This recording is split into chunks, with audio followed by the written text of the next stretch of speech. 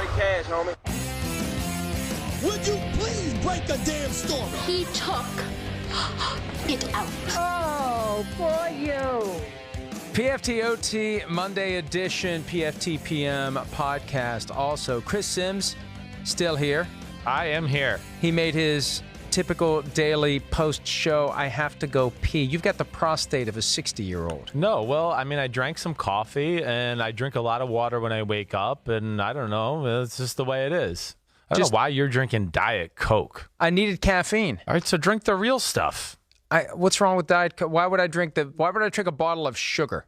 Why would you drink a bottle of chemicals? That's all right. There's chemicals and sugar. It's either chemicals and sugar or just chemicals. You're better off with sugar than chemicals. Right. Thank you. I won that argument. There goes our Coke sponsorship. Not Diet Coke. PFT Real Coke, OT drink it. presented to you by Coke, sugar and chemicals. Okay.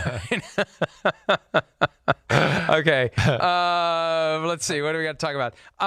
We've danced around this issue of the Packers, the Saints, the 49ers, but we didn't tee up today the very simple question, who's the best team in the NFC? Right. I go with the San Francisco 49ers. I do. I can say that without hesitation right now. Now, I understand that, hey, the New Orleans Saints, if they came to town, I certainly wouldn't be like, oh, my gosh, the Saints beat the 49ers. I would never think that could happen. No, I do think it's the 49ers, the Saints, okay? And I think there's a little gap between them and then the Packers. I do, just as a full team is concerned. But the 49ers, hey, we're all gushing about the New England Patriots defense.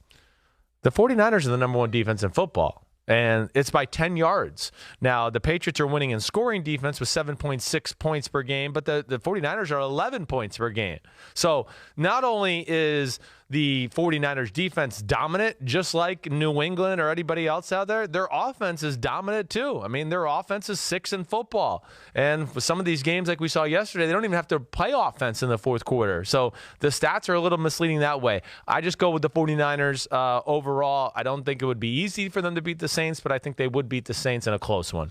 Well, and a lot of it depends upon where the game would be played, sure. too. I think this upcoming 49ers at Saints game, week 12, week 14, something like that. I think it's week 12. Packers, 49ers, week 14, 49ers, Saints. So we get a little bit of a mini round robin. The Packers and the Saints don't play in the regular season, but we'll at least see what the 49ers can do against the other two great teams in the NFC. All right, below that top cut, let's take those three out of the mix. No, first off, but would you rank them that way?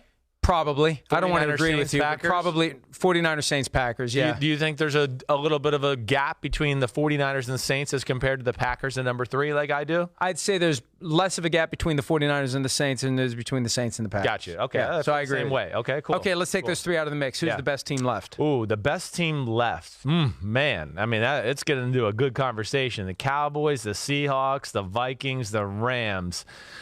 I am going to go, oddly enough, I think I'm going to go with the Dallas Cowboys. I don't know why I'm saying that. I'm just kind of coming up this right here, right now. Now, the Seattle Seahawks, I know, but I just still think I look at the Cowboys and think they're a really talented football team. Their offense is better than years past. They don't need to just totally rely on the run game. And I look at their defense and go, it's really talented there as well. So I'm going to give them the edge, but I don't necessarily feel real confident in saying that.